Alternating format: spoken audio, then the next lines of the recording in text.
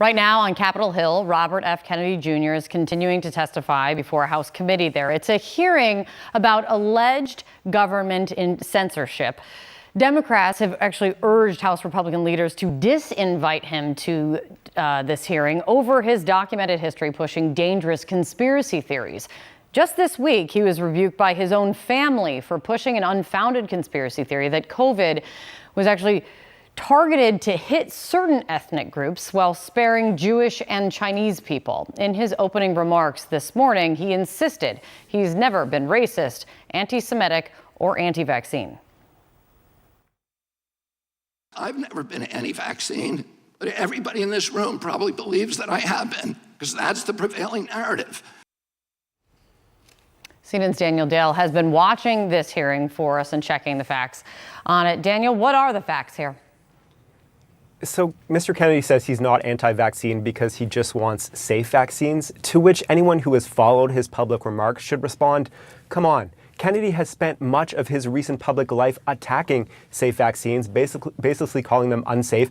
And in addition to that, Kate, falsely linking vaccines to all kinds of diseases that actually have nothing to do with vaccines. I could cite dozens of examples. He has maybe most famously insisted on a connection between vaccines and autism. There is zero basis for this claim, but he's done it for years. You probably heard him basically attack the safety of the very safe COVID-19 vaccines. He's made numerous false claims, I won't repeat, about the extent to which vaccines are tested.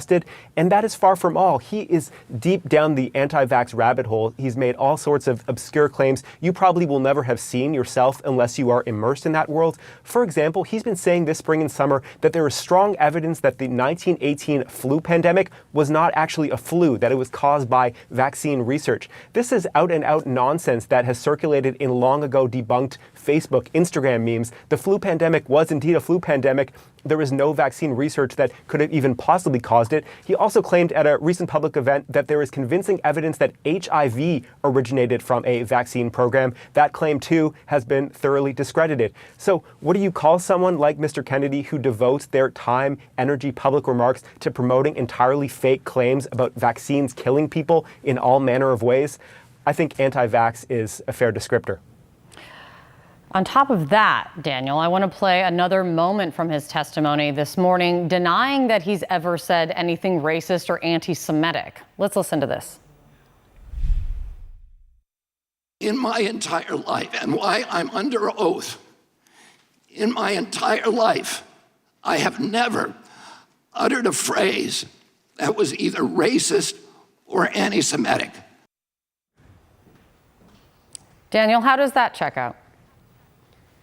I don't personally decide for the Jewish community what's anti-Semitic or any other community about what's racist, of course, but I can tell you that prominent Jewish groups and Asian groups strongly disagree with his claim here that he's never said anything anti-Semitic or racist. This topic, of course, came up, as you said, because he recently claimed basically that, quote, COVID-19 is targeted to attack Caucasians and black people. The people who are most immune are Ashkenazi Jews and Chinese. Here's what the CEO of the American Jewish Committee had to say about that. He said, every aspect of his comments reflects some of the most abhorrent anti-Semitic conspiracy theories throughout history and contributes to today's dangerous rise of anti-Semitism. Groups advocating against anti-Asian hate also condemn these comments as hateful and offensive.